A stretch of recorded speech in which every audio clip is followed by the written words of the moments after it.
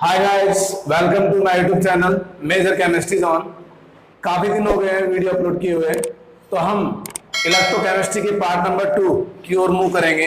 इस पार्ट में हम यहाँ पे देखिए कंडक्टेंस ऑफ इलेक्ट्रोलाइटिक सॉल्यूशन के बारे में डिस्कस करेंगे। तो ध्यान दीजिए, इसमें इस टॉपिक को समझने से पहले हम एक इलेक्ट्रोलाइटिक सेल के बारे में डिस्कस करना चाहते हैं। तो ये क्या है, एक इलेक्ट्रोलाइटिक सेल है। इसमें क्या होगी, दो इलेक्ट्रोड्स प्लेस किए जाएंगे और ये जो इलेक्ट्रोड्स है ये इनके बीच में क्या होगा, इलेक्ट्रोलाइटिक सॉल्यूशन यहाँ दिया हुआ है। अब यहाँ इस साइड वाले को बोलेंगे एनोड, इस वाले को बोलेंगे कैथोड। अब ध्यान दीजिए, यहाँ एनोड पे प्लस है और कैथोड पे क्या माइनस। हालांकि जो साइन है, जो इलेक्ट्रोड पे जो साइन दे रखे हैं, ये स्टेटमेंट 100% प्योर नहीं है, क्योंकि अलग अलग सेल के लिए यहाँ पर इनका चार्ज अलग अलग होता है। जैसे गैल्वेनिक सेल में थोड़ा अलग होता है, जबकि ये कौन सा सेल है, इलेक्ट्रोलाइटिक सेल है, तो इसमें ऐसा होगा। अब यहाँ ध्यान दीजिए, मुद्दा ये है कि conductance of electrolytic cell solution को कैसे समझाएं, हम कैसे समझें इसको। तो इसको समझने के लिए हम क्या करेंगे, सबसे पहले हम सेल को देखते हैं। तो सेल में जो इलेक्ट्रोड्स प्लेस किए गए हैं, दैट मींस कैथोड और एनोड, इन दोनों के बीच का डिस्टेंस क्या दे रखा है, एल दे रखा है, आपको दिख रहा होगा बोर्ड पे। और इन इलेक्ट्रोड्स के लिए क्रॉस सेक्शन एरिया क्या दे रखा है, ए दे रखा है। तो इसका मतलब ये हुआ कि यहाँ जो इलेक्ट्रोड्स के बीच जो डिस्टेंस है, वो डिस्टेंस क्या कहलाती है, एल। तो एल क्या हो जाएगी, distance between both electrodes, that means cathode और एनोड। हाँ जी, और यहां जो ए दे रखा है, ए क्या होगा, cross section area, cross section area of electrodes. यहां इलेक्ट्रोड्स का क्रॉस सेक्शन एरिया है। अब ध्यान दीजिए, हम फिजिक्स में देखते हैं वायर के रूप में, वायर को हाँ यहां पर इलेक्ट्रोड के रूप में देखा जा रहा है, वहां पे क्या देखते हैं, वायर को देखते हैं। तो वायर की लेंथ और वायर का क्रॉस सेक्शन एरिया, उसके बारे में डिस्कस किया जाता है। जबकि हम वे वायर की दुनिया है, जबकि ये किसकी है, सॉल्यूशन की है। तो हम सॉल्यूशन को किस प्रकार से देखें कि उसका कंडक्टेंस ऑफ इलेक्ट्रोलाइटिक सॉल्यूशन हमें ऑब्टेन हो। तो ध्यान दीजिए, यहां इस टॉपिक को समझने से पहले हम कुछ टर्म्स के बारे में डिस्कस करना चाहते हैं। वो कौन कौन से टर्म्स है जो इस वीडियो में हमें स्टडी करने को मिलेंगे। तो देखिए जरा कौन कौन से टर्म्स है। तो यहां मैं लिखूंगा some important terms for study of conductance of electrolytic solution। Number first जो है वो क्या है, रेजिस्टेंस।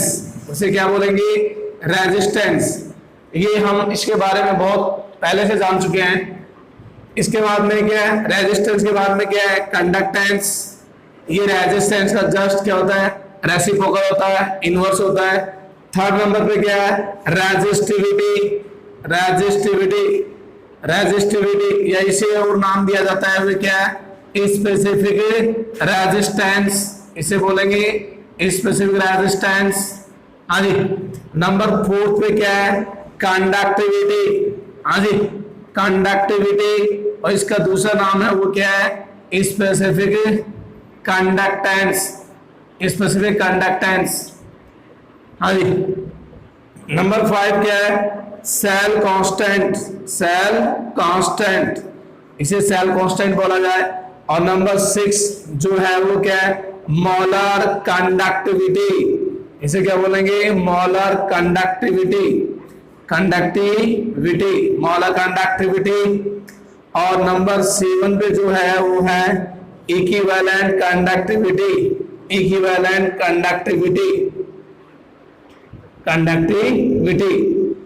हम इन टॉपिक्स के बारे में यहाँ डिस्कस करेंगे। इन्हीं टॉपिक्स की सहायता से हम कंडक्टेंस ऑफ इलेक्ट्रोलाइटिक सॉल्यूशन को डिस्कस कर पाएंगे। तो now discuss each by each topics, resistance, conductance, resistivity और specific resistance, conductivity or specific conductance, that means cell constant and molecular conductivity and equivalent conductivity. So now discuss introduction of all points like this resistance. क्या है resistance. तो resistance को समझिए जरा, किस प्रकार से समझाएंगे, तो ध्यान दीजिए। आपको पहले से नॉलेज है रेजिस्टेंस क्या होता है, एक बैरियर पॉइंट होता है। तो हम क्या बोलेंगे, दोनों इलेक्ट्रोड्स के बीच जो डिस्टेंस दे रखा है, तो अगर ये डिस्टेंस इंक्रीज और डिक्रीज किया जाए तो रेजिस्टेंस क्या होता है, अफेक्टेड होता है। इसी तरह अगर इसके एरिया में भी कुछ वेरिएबल किया जाएगा तो वहां भी आपको रेजिस्टेंस वेरिएबल ही मिलेगा। तो देखिए जरा, हम क्या बोल सकते हैं, व्हाट इज रेजिस्टेंस डिफाइन करना है, तो क्या बोलेंगे, the amount of barrier in flow of current in electrolytic cell. Electrolytic solution बोले या सेल बोले, electrolytic solution is known as resistance, that means प्रतिरोध। इसे क्या बोलेंगे, प्रतिरोध। मतलब कहने का मतलब ये है बैरियर, बाधा, इसे क्या बोलेंगे, बाधा, अवरोध। अवरोध का वह अमाउंट जो कि करंट के फ्लो होने में काम में आए, उसे क्या बोलेंगे, प्रतिरोध या रेजिस्टेंस। तो मैं ये कह सकता हूं, हाँ जी, फ्रॉम डायग्राम से क्या है, यदि इलेक्ट्रोड्स के बीच, if the distance between electrodes increases, then the resistance of electrolytic solution as well as increases.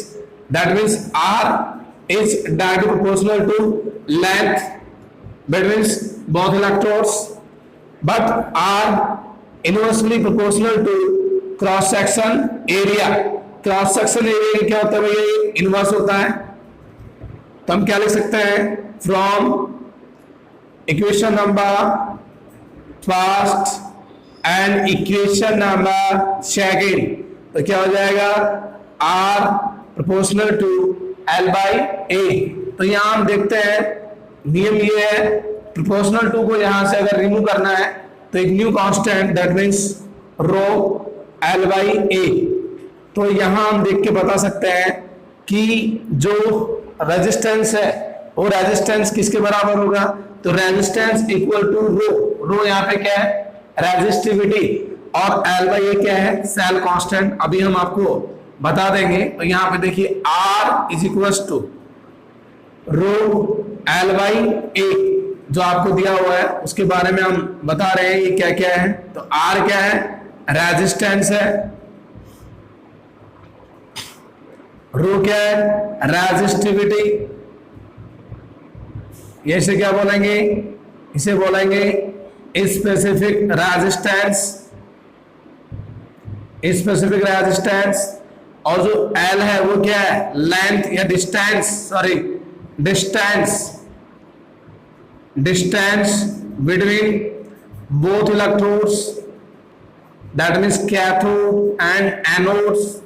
और A यहां पे क्या है, क्रॉस सेक्शन एरिया, यहां पे A क्या है भैया, क्रॉस सेक्शन एरिया। तो हम वापस देखिए, मेरे कहने का मतलब ये है, मान लीजिए ये आपको दिख रहे हैं, ये कोई कंटेनर है, both electrodes that means cathode और एनोड, इनके बीच में क्या है, इनके बीच में इलेक्ट्रोलाइटिक सॉल्यूशन पुट किया गया है। अब जैसे इलेक्ट्रोड्स की दूरी, मैं दोनों के बीच की दूरी बढ़ाऊंगा, तो यहां पर आपको माइग्रेशन ऑफ आयंस जो होगा वो क्या होगा, स्लोली होगा। और जितना कम माइग्रेशन होगा उतनी ही कम इलेक्ट्रिसिटी जनरेट होगी, और जितनी कम इलेक्ट्रिसिटी जनरेट होगी उतना ही ज्यादा क्या होगा, रेजिस्टेंस होगा। तो मेरा कहने का मतलब ये है, अगर इलेक्ट्रोड्स के बीच मेरा कहने का मतलब ये है, यदि इलेक्ट्रोड्स के बीच जो डिस्टेंस है उसको हम क्या करें, इंक्रीज करें, तो इंक्रीज करने पर हमारा रेजिस्टेंस भी क्या होगा, इंक्रीज होगा। जबकि यदि हम इसका डिस्टेंस क्या करें, कम करें, तो माइग्रेशन ऑफ आयंस इजीली होगा, और ज्यादा होने से यहाँ पे इलेक्ट्रिसिटी जनरेट होगी, और द अमाउंट ऑफ रेजिस्टेंस क्या हो जाएगा, डिक्रीज हो जाएगा। यदि मैं सेकंड लैंग्वेज में बात करूं, इस दोनों इलेक्ट्रोड को मिला के एक इलेक्ट्रोड बना दिया जाए और एक अलग से इलेक्ट्रोड रखा जाए, तो इसका भी मान लीजिए डबल किया जाए,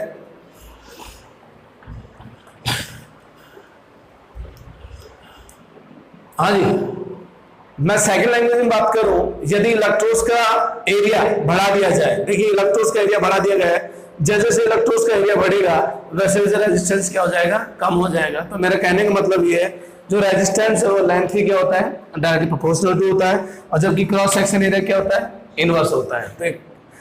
तो यहाँ हम यही समझा रहे हैं, हमारा इंट्रोडक्शन यही है कि व्हाट इज रेजिस्टेंस। तो रेजिस्टेंस क्या है, the amount of barrier in the flow of current in electrolytic solution is known as resistance. Now discuss on conductance. हाँ जी, सेकंड पॉइंट क्या है, कंडक्टेंस। मैंने ये कहा था जैसे जैसे रेजिस्टेंस इंक्रीज होगा वैसे वैसे कंडक्शन डिक्रीज होगा। तो मैं ये बोल सकता हूं कि किसी इलेक्ट्रोलाइटिक सॉल्यूशन के लिए कंडक्टेंस जो होगा वो रेजिस्टेंस का क्या होगा, रेसिप्रोकल होगा। क्या होगा भैया, रेसिप्रोकल। तो यहां मैं क्या बोल सकता हूं, the conductance of electrolytic solution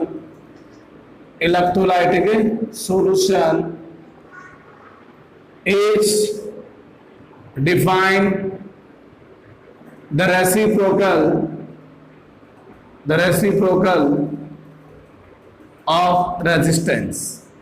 resistance से क्या होता है भाई, रेसिप्रोकल होता है। ठीक है, तो हम क्या लिख सकते हैं, हाँ जी, G is equal to 1/R, और G यहाँ पे क्या है, ये क्या है, कंडक्टेंस। हम कंडक्टेंस को G से रिप्रेजेंट करते हैं। हाँ जी, नंबर थर्ड क्या है, रेजिस्टिविटी। यह सिर्फ क्या बोलते हैं, स्पेसिफिक रेजिस्टेंस। ध्यान दें, रेजिस्टिविटी अभी हमने देखा था, हाँ जी, we know that R is equal to rho L/A, यह भी हमने देखा था कुछ समय पहले। इससे मैं क्या निकाल सकता हूं, इससे मैं रो की वैल्यू निकालूं, रो इज इक्वल टू क्या हो जाएगा, R इंटू A/L। तो मैं यहां बोल सकता हूं किसी भी इलेक्ट्रोलाइटिक सॉल्यूशन के लिए जो रेजिस्टिविटी होती है वो क्या होती है, हाँ जी, रेजिस्टेंस इंटू एरिया और लेंथ का। ऑफ इलेक्ट्रोलाइटिक सॉल्यूशन का सबसे फेमस और इंपॉर्टेंट टॉपिक वो क्या है, कंडक्टिविटी, और इसे बोलते हैं स्पेसिफिक कंडक्टेंस। क्या बोलेंगे, स्पेसिफिक कंडक्टेंस। तो देखिए क्या होता है स्पेसिफिक कंडक्टेंस, तो हम क्या बोलेंगे, हाँ जी, the conductivity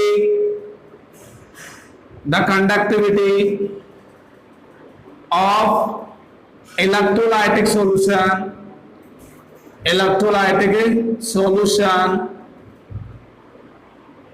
is reciprocal of conductance.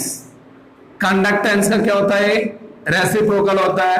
That means kappa is equal to 1/ρ, sorry, reciprocal of resistivity.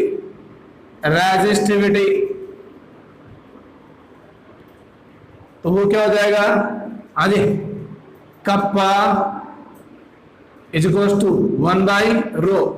इसे क्या बोलते हैं, कंडक्टिविटी। ध्यान दें, ये नॉर्मल वे में डिफाइन किया गया है।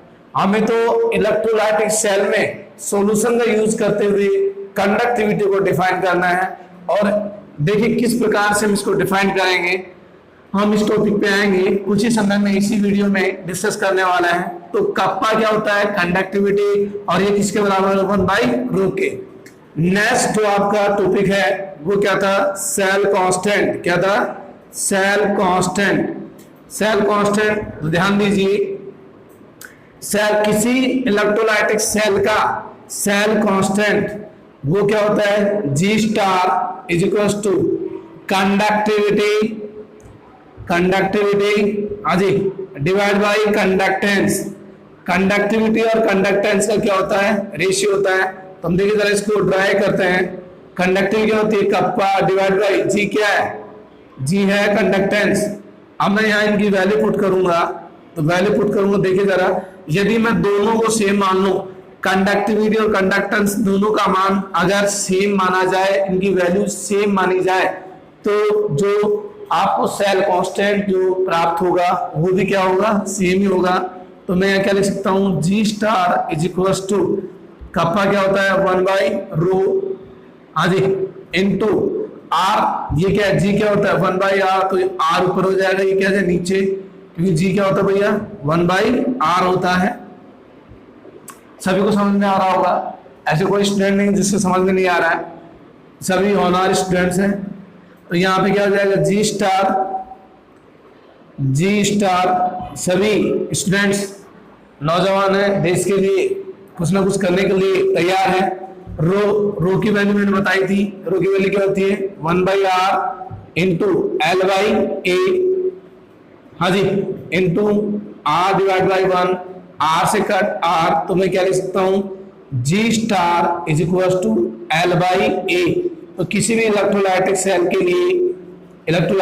के लिए जो सेल कांस्टेंट होगा वो क्या होगा, डिस्टेंस और क्रॉस सेक्शन एरिया का रेशियो होगा। तो ध्यान दीजिए, मैंने यहाँ जो टॉपिक्स थे उनका इंट्रोडक्शन करवाया आपसे। अब हम इन्हीं टॉपिक को यूज में लेते हुए इनके यूनिट्स के बारे में डिस्कस करेंगे, और वीडियो के मिडिल पार्ट में हम मॉलर कंडक्टिविटी और इक्विवेलेंट कंडक्टिविटी और कंडक्टिविटी को डिफाइन करेंगे। तो सभी स्टूडेंट्स वीडियो को लास्ट तक बने रहिए, आप मेहनत कीजिए, हम आपकी मेहनत करने के लिए तैयार है, लेकिन आप कंटिन्यू वीडियो में बने रहिए, वीडियो को लास्ट तक देखें। आइडिया फॉर यूनिट्स, तो जो नंबर फर्स्ट था हमारे पास वो क्या था, फॉर रेजिस्टेंस। रेजिस्टेंस क्या है, ये प्रतिरोध है। तो प्रतिरोध की यूनिट हम बहुत दिनों से पढ़ते आ रहे हैं। तो प्रतिरोध की यूनिट जो होगी, सबसे पहले इसका जो सिंबल होगा वो क्या होगा, सिंबल जो सिंबल है उसका क्या है भैया, कैपिटल आर। तो जो कैपिटल आर की यूनिट होगी वो क्या होगी, ओम। यह हमें पहले से पता है कि किसी प्रतिरोध की या रेजिस्टेंस की यूनिट क्या होती है, ओम होती है। इसको अपने माइंड में सेट कर लीजिए। अब मैं सेकंड की तरफ मूव कर रहा हूं। सेकंड क्या है, फॉर कंडक्टेंस। जो कंडक्टेंस की जो यूनिट होगी वो क्या होगी जरा देखना, लेकिन उससे पहले हम बुक में ये भी देखिए कि इसको किस सिंबल से लिखा जा रहा है। तो इसे किससे लिखा जाता है, जी से। तो जी आपको पता है ये क्या होता है, 1/r होता है। देखिए यहाँ पर देखिए क्या है, रेजिस्टेंस, तो ये क्या है, कंडक्टेंस। रेजिस्टेंस का रेसिप्रोकल क्या होता है, कंडक्टेंस। तो ये क्या हो जाएगा, यहाँ 1/r है तो क्या लिख सकता हूँ 1/ओम। तो यहाँ पर मैं इसकी यूनिट लिखूंगा, वो क्या हो जाएगी, G is equal to ohm inverse. अब ओम इनवर्स को हम ये भी लिख सकते हैं महो, हम ओम इनवर्स को सिंबल में भी लिख सकते हैं ओम इनवर्स। जबकि एसआई कंडीशन में या एसआई मेथड में जो इंटरनेशनल सिस्टम है उसमें इसकी जो यूनिट रखी गई है वो यूनिट क्या है, जरा देखना, ओम इनवर्स को क्या बोला गया है, सीमेंस। क्या बोला गया है, सीमेंस, जिसको मैं किससे लिखता हूं, एस से लिखता हूं। तो वापस देखिए, ओम इनवर्स महो, ओम इनवर्स सीमेंस, ये किसकी यूनिट है, ये है कंडक्टेंस की। किसकी यूनिट है भैया, ये कंडक्टेंस। कैसे पता लगा, रेजिस्टेंस की यूनिट क्या है, ओम। तो कंडक्टेंस रेजिस्टेंस का क्या होता है, रिवर्स। तो रिवर्स होने से इसकी यूनिट क्या हो जाएगी, ओम इनवर्स महो और सीमेंस। इसी तरह बात करूं मैं किसकी, रेजिस्टिविटी की बात करूं, किसकी भैया, रेजिस्टिविटी। तो रेजिस्टिविटी क्या होता है, इसे एक और नाम दिया गया है और वो क्या है, specific conduct resistance. Specific resistance नाम दिया गया है। तो यहाँ सबसे पहले इस सिंबल क्या है इसका, तो सिंबल के बारे में ध्यान दीजिए। जो इसका सिंबल होगा वो क्या होगा, रो। अब रो क्या है, अभी हमने पढ़ाया था, जो रो है वो किसके बराबर, rho is equal to R into A/L। अभी वीडियो में कुछ समय पहले ही डिस्कस किया था। तो ध्यान दीजिए, रो इज इक्वल टू आर की यूनिट क्या होती है, ओम। और ए क्या है, एरिया। एरिया किस में लेते हैं, सेमी स्क्वायर मीटर स्क्वायर जो भी है, और डिवाइड बाय लेंथ क्या होती है, सेमी। ये से कट हो जाएगा, तो यहाँ पे क्या आ जाएगा, ओम, और यहाँ पे क्या आ जाएगा, सेमी। तो ध्यान दीजिए, यहाँ हमने 3 यूनिट्स के बारे में डिस्कस किया। नंबर 1 आर की यूनिट क्या होगी, ohms। नंबर 2 कंडक्टेंस की यूनिट क्या होगी, ओम इनवर्स, क्योंकि ये इसका क्या होता है, रिवर्स होता है। और अपने माइंड में सेट कर लीजिए रेजिस्टेंस का रिवर्स क्या होता है, कंडक्टेंस। इसी तरह क्या रेजिस्टिविटी यूनिट क्या है, ओम और सेमी। अब हम आगे की ओर मूव करेंगे जिसमें क्या होगा, कंडक्टिविटी। तो देखिए जरा कंडक्टिविटी यूनिट क्या है, for conductivity slash specific conductance. तो हमें पता है कप्पा किसके बराबर होता है, 1/ρ के। तो रो यहाँ पे देखेंगे तो कप्पा इज इक्वल टू 1/ρ। रो क्या होता है, रो की वैल्यू ये यहाँ पे r, इसको रिवर्स करेंगे तो l/a ये तो होती है। इसका मतलब क्या करेंगे, कप्पा इज इक्वल टू 1/ρ क्या होता है, ओम इनवर्स। बोलो यस या नो। और l क्या है, सेंटीमीटर। ये क्या भैया, सेंटीमीटर स्क्वायर। तो क्या लिख सकते हैं, kappa is equal to ohm inverse into semi inverse, ये लिख सकते हैं। या फिर क्या लिख देंगे, महो सेमी इनवर्स, या फिर क्या लिख देंगे, ओम इनवर्स। और यहाँ पे क्या है, सेमी इनवर्स, या फिर क्या लिख देंगे, साइमंस और सेमी इनवर्स। तो कुल मिला के हमने क्या देखा यहाँ पर, ये जो यूनिट्स होती है किसकी होती है, हाँ जी कंडक्टिविटी की होती है। Relationship between conductivity and cell constant. तो देखिए जरा हम रिलेशनशिप ट्राई करते हैं। तो देखिए फ्रॉम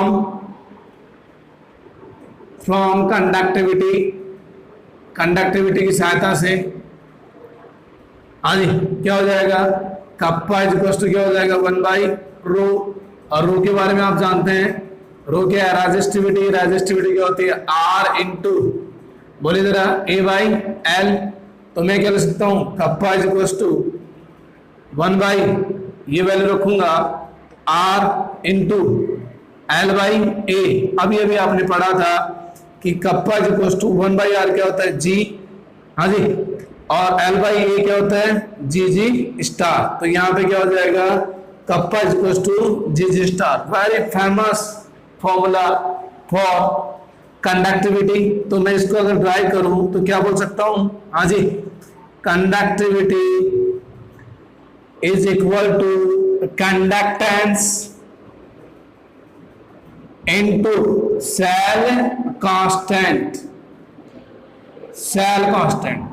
तो यहां मैं बोल सकता हूं कि कंडक्टिविटी किसके बराबर होती है, हाँ जी, कंडक्टेंस और सेल कांस्टेंट का ही प्रोडक्ट है। प्रोडक्ट का मतलब यहाँ पे क्या है, मल्टीप्लिकेशन से मतलब है। तो ध्यान दीजिए कंडक्टेंस क्या होता है, G, और ये आप इसको भली बात ही जानते हैं 1/R होता है। और सेल कांस्टेंट क्या होता है, L/A। और L क्या होता है, डिस्टेंस बिटवीन बोथ इलेक्ट्रोड्स। और जबकि A क्या होता है, cross section area of electrodes. तो इसका मतलब यहाँ पर हमने एक रिलेशनशिप देखा, और रिलेशनशिप क्या है, very famous relationship, kappa is equal to G star, जो कि फेमस है, जिसके द्वारा हम न्यूमेरिकल सोल्व कर सकते हैं। Now discuss on definition of conductivity with the help of electrolytic solution and this relationship. Define of conductivity. तो देखिए इसको डिफाइन करेंगे तो हम यहां क्या बोलेंगे, वी नो दैट, अभी हमने पढ़ा है कि कप्पा इज इक्वल टू क्या होता है, G स्टार। सभी को पता है कि कप्पा इज इक्वल टू क्या होता है भैया, G स्टार। और यहां मैं बात करूं कप्पा G और G स्टार की वैल्यू यहां पे क्या है, L/A। अभी हमने पढ़ा था कि सेल कांस्टेंट, कई बुकों में इसको एक्स से भी लिखा जाता है, एक्स से भी लिख देते हैं इसको, L/A। ये क्या है, सेल कांस्टेंट।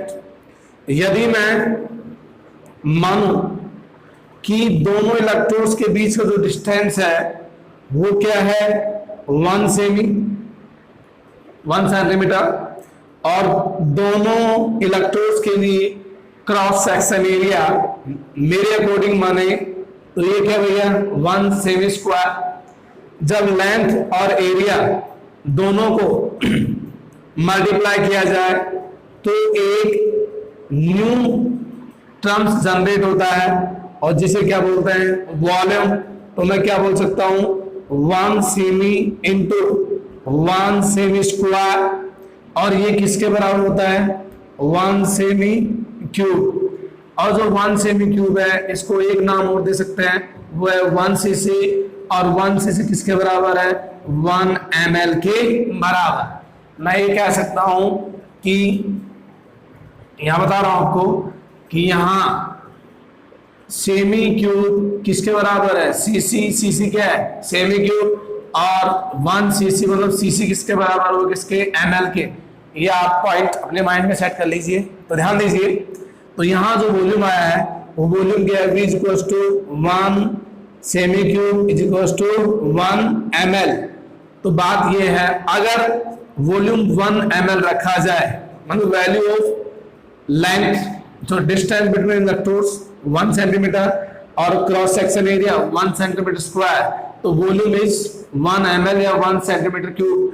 तो यहां पर क्या लिख सकता हूं, कप्पा इज इक्वल्स टू जी। तो क्या लिख सकता हूं भैया, कप्पा इज इक्वल्स टू जी। मेरा कहने का मतलब ये है, मान लीजिए हमारे पास जो इलेक्ट्रोलाइटिक सेल है उसमें 2 इलेक्ट्रोड्स लगे हुए हैं, दैट मींस कैथोड और एनोड। इनके बीच का डिस्टेंस दैट मींस L जो है वो क्या माने 1 सेंटीमीटर, और इसका जो क्रॉस सेक्शन एरिया है, क्रॉस सेक्शन एरिया उसे क्या माने भैया, ए को क्या माने 1 सेंटीमीटर स्क्वायर। जब ये एरिया 1 सेंटीमीटर स्क्वायर है और लेंथ क्या 1 सेंटीमीटर, तो फिर वॉल्यूम, इसका टोटल वॉल्यूम 3D में क्या हो जाएगा, ये हो जाएगा लेंथ इनटू एरिया। तो V इक्वल्स टू क्या हो जाएगा 1 सेंटीमीटर क्यूब। तो यहाँ पे क्या लिख सकता हूँ 1 ml। तो मैं ये कह सकता हूँ कि 1 ml इलेक्ट्रोलाइटिक सॉल्यूशन में, 1 ml इलेक्ट्रोलाइटिक सॉल्यूशन में जो आयंस प्रेजेंट है उनका कंडक्टेंस ही क्या कहलाता है, कंडक्टिविटी। वापस ध्यान दीजिए, यहां पर जो दे रखा आपको 1 ml सॉल्यूशन, कौन सा सॉल्यूशन, इलेक्ट्रोलाइटिक सॉल्यूशन में, मान लीजिए क्या है 1 ml सॉल्यूशन है। इस 1 ml सॉल्यूशन में जितने भी आयंस है उन आयंस के द्वारा जनरेट कंडक्टेंस ही क्या कहलाती है, कंडक्टिविटी। मेरी बात समझे नहीं समझे तो मैं क्या बोल सकता हूं, हाँ जी, the conductance of 1 ml electrolytic solution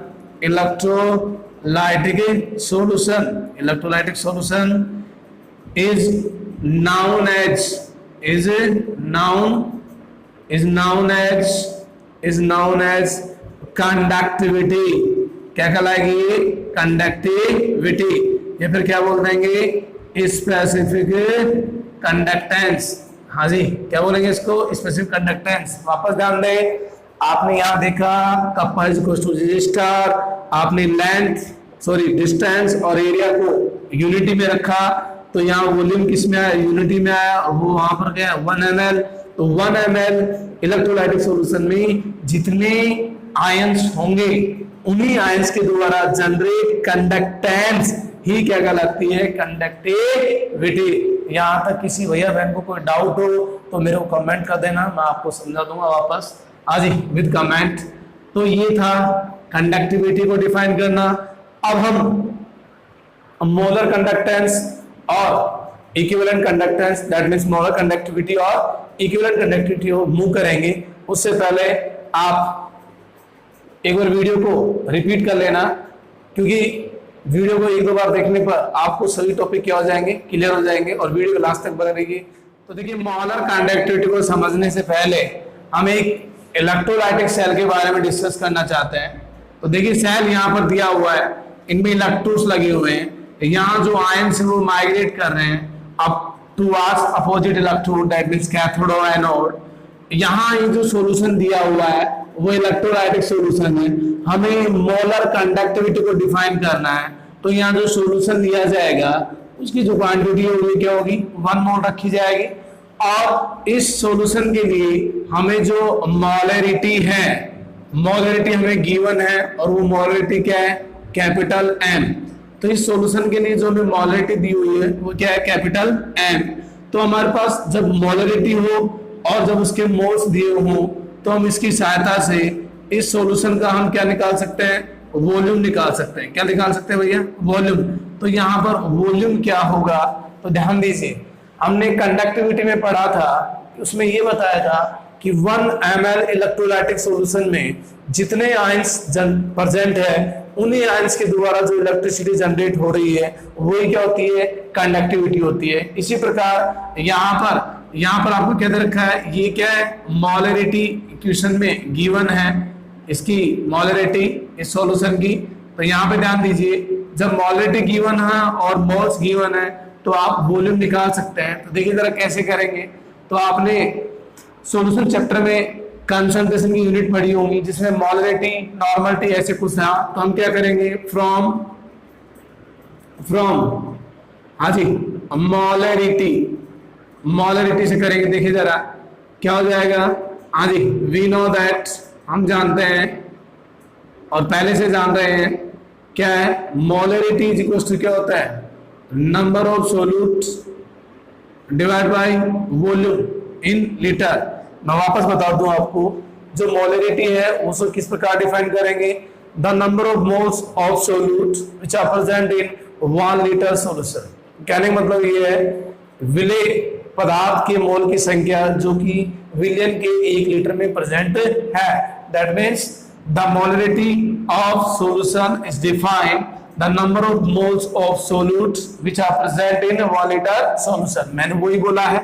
तो क्वेश्चन में क्या हुआ है, जो हमने माना है मोल्स कितने हैं 1, तो यहाँ क्या हो जाएगा, m is equal to 1 divide by v litre. यहाँ वॉल्यूम किसमें है, लीटर में है, तो हमें वॉल्यूम निकालना है। तो ये क्या हो जाएगा 1 बाई m। अब सभी को पता है मोलरिटी मेजर इन मोल पर लीटर, तो हम यहाँ क्या लिख सकते हैं, इसकी यूनिट लिखेंगे, किसकी, इसकी। तो यहाँ लिखेंगे तो क्या लिखेंगे, मोल पर लीटर। तो लीटर क्या हो जाएगा, ऊपर आ जाएगा, और जो मोल है वो कहाँ होगा, नीचे होगा। तो मोल पर लीटर, एम की यूनिट, एम की जो यूनिट होती है वो क्या होती है, मोल पर लीटर। जब मोल पर लीटर में नीचे लिखूंगा तो लीटर ऊपर और मोल नीचे। अब ध्यान दीजिए, 1 लीटर इज इक्वल टू क्या होता है भैया, 1000 ml। तो मैं यहाँ क्या लिख सकता हूँ, v ml में लूंगा तो यहाँ पे क्या हो जाएगा 1000 डिवाइड बाई m। तो हमारे पास वॉल्यूम इन ml आ चुका है। हमने ये बताया था 1 ml का जो कंडक्टेंस है वही क्या कहलाती है, कंडक्टिविटी। तो ये जो वॉल्यूम दे रखा है v is equal to 1000 divide by m। तो यहाँ पर m क्या है, मोलरिटी। तो 1 मोल इलेक्ट्रोलाइटिक सॉल्यूशन कौन से वॉल्यूम में प्रेजेंट है, v में, और v यहाँ पे क्या है 1000 डिवाइड बाई m। तो मैं यहाँ क्या लिख सकता हूँ, तो ध्यान दीजिए, मैं पीछे के पॉइंट पे जाऊं। पीछे क्या है, conductance of 1 ml electrolytic solution वो किसके बराबर है, कप्पा के बराबर। तो इसी तरह मैं बात करूं, conductance of 1000 divide by m volume का जो होगा वो क्या होगा, कप्पा इंटू वॉल्यूम ही तो होगा, बोलो। तो ये जो दे रखा है आपको, ये जो मसला दिया हुआ है, ये मसला किसके बराबर है, मोलर कंडक्टेंस के बराबर है, कंडक्टिविटी, मोलर कंडक्टिविटी के बराबर है। अब मोलर कंडक्टिविटी किससे रिप्रेजेंट करते हैं, लैम्डा एन से। तो मैं यहाँ क्या बोल सकता हूँ, molar conductivity is equal to kappa into 1000 divide by n। तो इस प्रकार हम मोलर कंडक्टिविटी को डिफाइन कर सकते हैं। और डिफाइन कैसे करेंगे, देखिए जरा, मैं आपको बताता हूँ। यहाँ लिख रहा हूँ तो क्या लिखूंगा, द कंडक्टेंस ऑफ 1 मोल, कितना मोल, 1 मोल electrolytic solution which are present between both electrodes is known as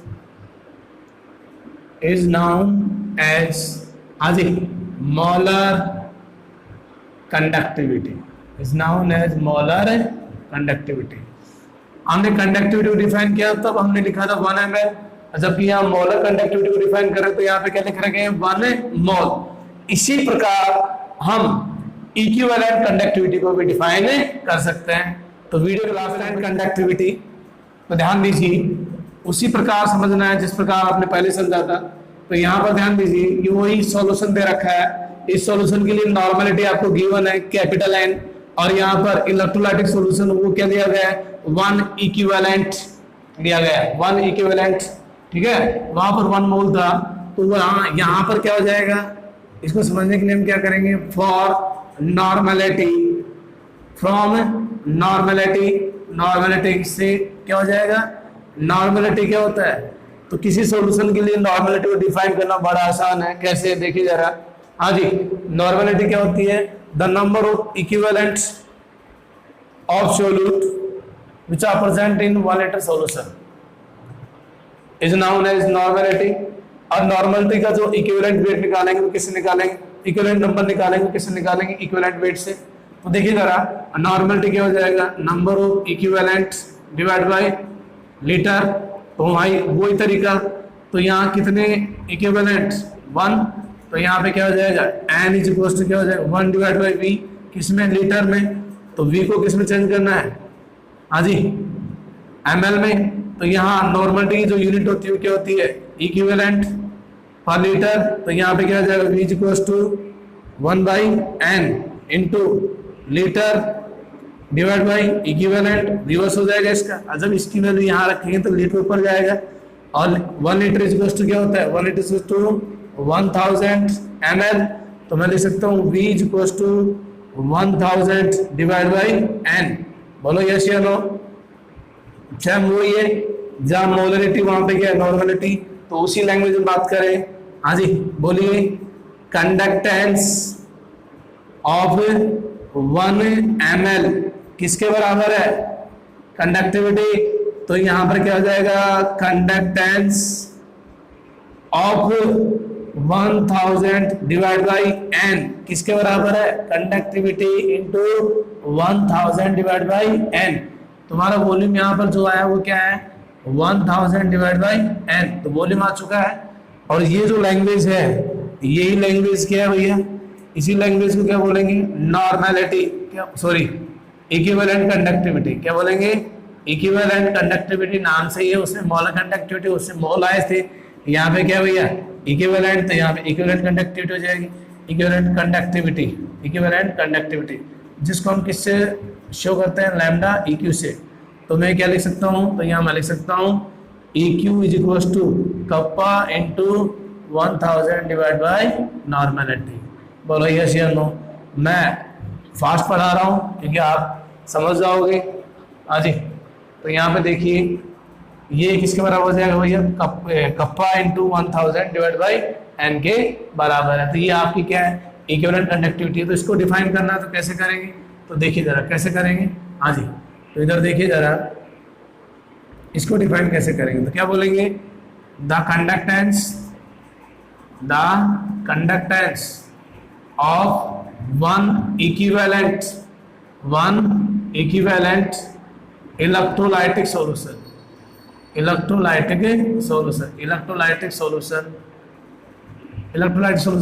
which are present between both electrodes in electrolytic cell is known as हाँ जी बोलिए जरा, इक्विवेलेंट कंडक्टिविटी बोलेंगे इसको। किसी भैया बहन को कोई प्रॉब्लम नहीं है। हमने कंडक्टिविटी में 1 ml लिया था, मोलर कंडक्टिविटी में 1 मोल लिया था, जबकि इक्विवेलेंट कंडक्टिविटी में हमने क्या लिया है, 1 इक्विवेलेंट लिया है। तो इस तरह से हमने मोलर कंडक्टिविटी और इक्विवेलेंट कंडक्टिविटी दोनों का इंट्रोडक्शन पढ़ चुके हैं। अब हम यूनिट की ओर मूव करते हैं। तो सभी गाइस वीडियो के लास्ट तक बने रहिए और इंटरेस्ट लीजिए। कंडक्टिविटी और इक्विवेलेंट कंडक्टिविटी दोनों के यूनिट के बारे में हम इस वीडियो में डिस्कस करने वाला है। तो देखिए जरा, जिस गाइड्स को या स्टूडेंट्स को मोलर कंडक्टिविटी और इक्विवेलेंट कंडक्टिविटी दोनों के फॉर्मूले अगर माइंड में सेट है तो यूनिट निकालने में कोई प्रॉब्लम नहीं होगी।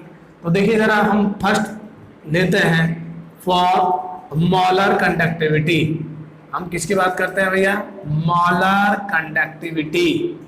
ध्यान दीजिए, मोलर कंडक्टिविटी को हम डिनोट करते हैं लैम्डा m से करते हैं, या फिर इसको कैट m से भी किया जाता है, या NCERT बुक में आपको इससे भी रिप्रेजेंट किया हुआ मिलेगा। तो ध्यान दीजिए, अब हम यहाँ क्या करेंगे, जो हमें पता है, जो हमारी नॉलेज पहले से है उसी का हमें यूज करना है। तो वी नो दैट, तो यहाँ पे क्या हो जाएगा, lambda M is equal to kappa into 1000 divide by M. अभी अभी हमने पढ़ा है इसको। अब हम क्या करेंगे, इसको यूनिट में कन्वर्जन करना चाहते हैं तो क्या करेंगे, कप्पा की जो यूनिट होती है क्या होती है, आर्म इनवर्स और सेमी इनवर्स। और यहाँ 1000 की कोई यूनिट नहीं है, 1000 के एक डिजिट है, एक नंबर है, बट मोलरिटी की यूनिट है वो क्या है, मोल पर सेमी क्यूब। बोलो यस या नो। अब सर यहाँ सेमी क्यूब क्यों, तो यहाँ ध्यान दीजिए, हमने पहले लीटर था, लीटर को हमने किस में चेंज किया, एमएल में। एमएल में चेंज करने से यहाँ पे क्या हो गया 1000, तो ये 1000 ml है और 1000 ml है तो आपको पता है कि सेमी क्यूब बराबर सीसी और सीसी बराबर क्या होता है ml। तो यहाँ मैं ml लिखूं, उसके बाद में क्या लिखूं, सेमी क्यूब। तो इसका मतलब मैं पहले ही क्या कर दूं, सेमी क्यूब लिख दूं, तो वो ठीक रहेगा तुम्हारे लिए, जैसा तुम सोचो, जैसे तुम्हारा माइंड कैच करे वैसे रखे हैं। तो यहाँ पे क्या है, आर्म इनवर्स, इधर क्या है सेमी आदि इनवर्स। अब ये सेमी क्यूब ऊपर जाएगा तो सेमी क्यूब, और मोल ऊपर जाएगा तो क्या हो जाएगा, मॉल इनवर्स। तो मैं इन दोनों को सोल्व करूं तो यहाँ पे क्या हो जाएगा, lambda M is equal to ohm inverse, इधर क्या है सेमी स्क्वायर, इधर क्या है mole inverse. Very famous unit, ये एग्जाम में बार बार पूछी जाती है। अब इसको हम अलग अलग तरीके से लिख सकते हैं, देखिए जरा कैसे कैसे लिखेंगे, तो ध्यान दीजिए। इसको कैसे और कैसे लिख सकते हैं, तो और ये लिख सकते हैं, हाँ जी, ओम को क्या लिख सकते हैं, महो महो, और यहाँ पे क्या हो जाएगा सेमी स्क्वायर, और यहाँ पे क्या हो जाएगा मॉल इनवर्स। एक तरीका ये है, एक तरीका ये है, इसको सिंबल से लिख सकते हैं ओम इनवर्स, एक क्या है सेमी स्क्वायर, और यहाँ पे क्या भैया मॉल इनवर्स। और एक तरीका ये है, इसको इससे भी लिख सकते हैं, ये क्या है साइमन सेमी स्क्वायर, इधर क्या है मॉल इनवर्स। तो ये क्या है, जो एस क्या है सीमेंस, ये क्या है ऐसा यूनिट है, इसमें भी इसको लिख सकते हैं। तो यहाँ पर आपको ये चारों यूनिट्स देखने को मिलेंगे ऑब्जेक्टिव क्वेश्चन में, तो वहाँ पे आपको घबराना नहीं है, क्योंकि ये सभी यूनिट्स किसकी है, मोलर कंडक्टिविटी की है। इसी तरह हम बात करेंगे इसकी इक्विवेलेंट कंडक्टिविटी की। तो देखिए इक्विवेलेंट कंडक्टिविटी में क्या हो जाएगा, सेम वही, यहाँ पे क्या लिखेंगे सेकंड क्या लिखेंगे, for equivalent conductivity, equivalent conductivity. अब इक्विवेलेंट कंडक्टिविटी को किससे रिप्रेजेंट करेंगे, तो वो भी हम देखते हैं। तो इसको करते हैं लैम्डा EQ से, या फिर कैप EQ, या फिर वही आपको देखने को मिलेगा यहाँ पे क्या हो जाएगा EQ। तो ये इसकी रिप्रेजेंट करने का वो है। तो यहाँ ध्यान दीजिए वही हो जाएगा। तो यहाँ पे कप्पा इज इक्वल टू क्या, sorry lambda EQ is equal to क्या हो जाएगा, तो वो हो जाएगा kappa into 1000 divide by N. N क्या है नॉर्मेलिटी, और जो नॉर्मेलिटी की जो यूनिट होती है वो क्या होती है इक्विवेलेंट पर लीटर। तो यहाँ लिखूंगा EQ इज इक्वल टू ओम की कप्पा यूनिट क्या होती है ओम इनवर्स, और यहाँ पे क्या है सेमी इनवर्स, और नॉर्मेलिटी क्या होती है equivalent divide by semi cube. मैंने पहले बताया था, ये कैसे किया मैंने, ये मैं इधर समझा चुका हूँ। तो यहाँ पे क्या आ जाएगा ओम इनवर्स, इधर क्या आ जाएगा सेमी इनवर्स, इधर क्या हो जाएगा सेमी क्यूब, और इधर क्या हो जाएगा इक्विवेलेंट इनवर्स। अब हम इसको सोल्व कर सकते हैं, तो सोल्व करेंगे तो क्या हो जाएगा ओम इनवर्स, इधर क्या भैया सेमी इनवर्स, सेमी इनवर्स को कट करेंगे तो सेमी स्क्वायर, इधर क्या है इक्विवेलेंट इनवर्स। तो हम इस प्रकार से इक्विवेलेंट कंडक्टिविटी की यूनिट भी निकाल सकते हैं। अब इसको अदर वे में भी लिख सकते हैं, वो कौन कौन से हैं, तो देखिए जरा ओम इनवर्स को क्या लिख सकते हैं महो। तो यहाँ पे क्या हो जाएगा सेमी स्क्वायर, यहाँ पे क्या हो जाएगा भैया सेमी स्क्वायर, इधर क्या हो जाएगा इक्विवेलेंट इनवर्स। या फिर क्या लिख सकते हैं साइमेंस, इधर क्या है सेमी स्क्वायर, इधर क्या है इक्विवेलेंट इनवर्स। या फिर क्या लिख सकते हैं ओम इनवर्स, इधर क्या हो जाएगा सेमी स्क्वायर, इधर क्या हो जाएगा इक्विवेलेंट इनवर्स। कुल मिला के मैं ये बोल सकता हूँ कि जिस प्रकार आप वहाँ मोल लिख रहे थे उसी प्रकार यहाँ पे क्या लिखेंगे इक्विवेलेंट लिखेंगे। तो हमने मोलर कंडक्टिविटी और इक्विवेलेंट कंडक्टिविटी दोनों की यूनिट के बारे में हमने क्या कर लिया है डिस्कस कर लिया है। तो सभी स्टूडेंट्स अब ध्यान दीजिए, हमने वीडियो की स्टार्टिंग में resistance, conductance, resistivity, conductivity, molar conductivity और इक्विवेलेंट कंडक्टिविटी के बारे में इंट्रोडक्शन और यूनिट्स के साथ हमने इस चैप्टर को आगे बढ़ाया था, इस पार्ट को आगे बढ़ाया था। अब इस पार्ट में हम इन सभी को मिनिमाइज करना चाहते हैं और एक टेबल के द्वारा आपको इस वीडियो में सभी की यूनिट्स, सिंबल्स और जो टर्म्स हमने यूज लिए हैं उनके बारे में हम इंडेक्स की सहायता से समझना चाहते हैं। देखिए जरा, टर्म्स, सिंबल्स, नॉर्मल यूनिट और यूनिट इन एसआई। तो सबसे पहले हम बात करते हैं किसकी? रेजिस्टेंस। रेजिस्टेंस का जो सिंबल होगा वो कैपिटल आर, इसकी नॉर्मल जो यूनिट होगी वो क्या होगी? ओम, और यह यहां भी क्या होगा? ओम। सेकंड जो है रेजिस्टेंस का रिवर्स क्या होता है? कंडक्टेंस। आपको याद करने में भी प्रॉब्लम नहीं होगी। टेंस, इधर भी टेंस, रेजिस्टेंस दैट मींस कंडक्टेंस। इसका जो सिंबल हो क्या है? जी। कई कबार बुकों में क्या मिल सकता है? सी भी लिखा मिल जाता है, लेकिन आजकल मॉडर्न में जी ही माना जा रहा है। यहाँ इसकी जो यूनिट होगी वो क्या होगी? देखो, कंडक्टेंस किसका रेसिप्रोकल है? आर का। तो आर की यूनिट क्या है? ओम। तो इसकी यूनिट क्या हो जाएगी? ओम इनवर्स, या फिर क्या बोलेंगे? महो इनवर्स, या फिर यहाँ पे क्या हो जाएगा? Ohm inverse. जबकि एसआई में क्या हो जाएगा? सीमेंस। क्या बोलेंगे? सीमेंस, जिसको किससे लिखेंगे? एस से लिखेंगे।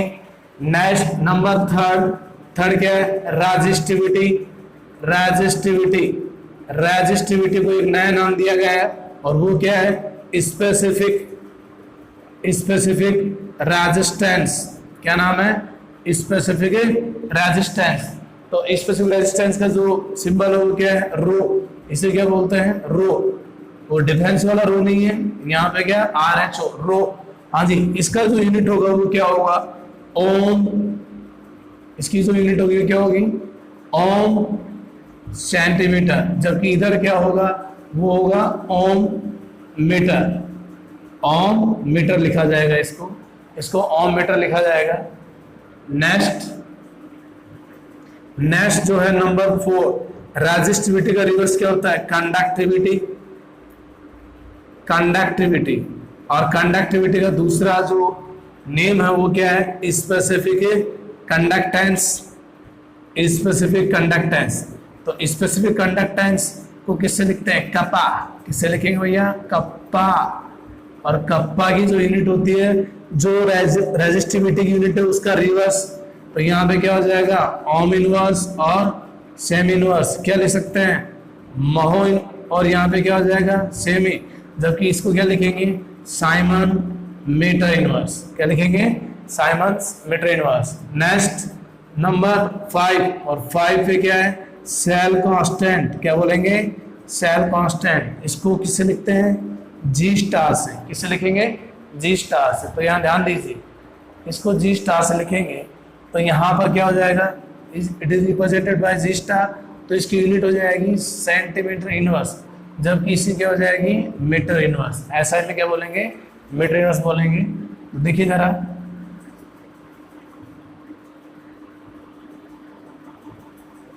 आगे नेक्स्ट नंबर 6, और 6 क्या है? Molar conductivity. Molar conductivity. और जो मोलर कंडक्टिविटी है उसका सिंबल क्या है? लैम्डा एम, या फिर कैप एम, या फिर क्या लिखेंगे? E0 M. जबकि इसकी यूनिट क्या होगी? वो होगी ओम इनवर्स सेम स्क्वायर, और यहाँ पे क्या हो जाएगा? Mole inverse. या फिर क्या हो सकता है? महो। इधर क्या हो जाएगा? Same square. इधर क्या हो जाएगा? मोल इनवर्स लिख सकता है। जबकि इसकी इधर क्या हो जाएगी? साइमन मीटर स्क्वायर, और यहाँ पे क्या हो जाएगा? Ohm inverse. समझ में आ गया?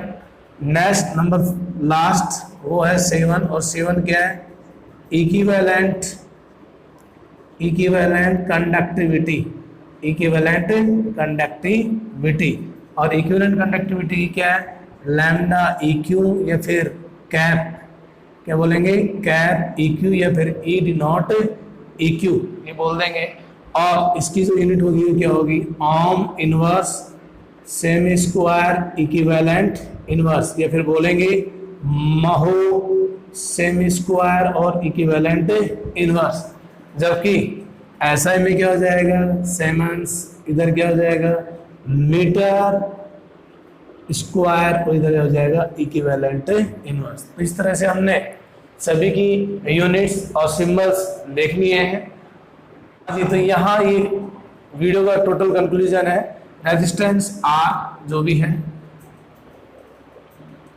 तो इस प्रकार हमने सभी टर्म्स की यूनिट्स और सिंबल्स इस वीडियो में आइडेंटिफाई कर चुके हैं। नेक्स्ट वीडियो में हम effect of dilution on conductance, conductivity and molar conductivity and equivalent conductivity के बारे में डिस्कस करेंगे। तो सभी स्टूडेंट्स वीडियो को कंप्लीट देखें, कंप्लीट वॉच करें। अगर वीडियो अच्छा लगे तो वीडियो को लाइक करें, और अच्छा और भी लगे तो सब्सक्राइब करें, और अपने फ्रेंड्स को भी शेयर करें। और वीडियो पे चैनल पे कंटिन्यू बने रहिए, क्योंकि स्थिति इतनी गंभीर हो चुकी है कि स्कूल ओपन होने का कोई इंफॉर्मेशन ही नहीं है। तो इसलिए इंग्लिश मीडियम और हिंदी मीडियम दोनों के लिए आरबीएसई और सीबीएसई बोर्ड के लिए हम केमिस्ट्री अपलोड कर रहे हैं on major chemistry zone YouTube channel. तो सभी गाइस बने रहिए इस चैनल पे, और इस चैनल को जितना हो सके उतना सपोर्ट कीजिए, क्योंकि हम आपको मेहनत कराएंगे और आपकी मेहनत खराब नहीं जाएगी। जैसे जैसा हम मेहनत करेंगे वैसे वैसे आप करें। जय हिंद, जय भारत।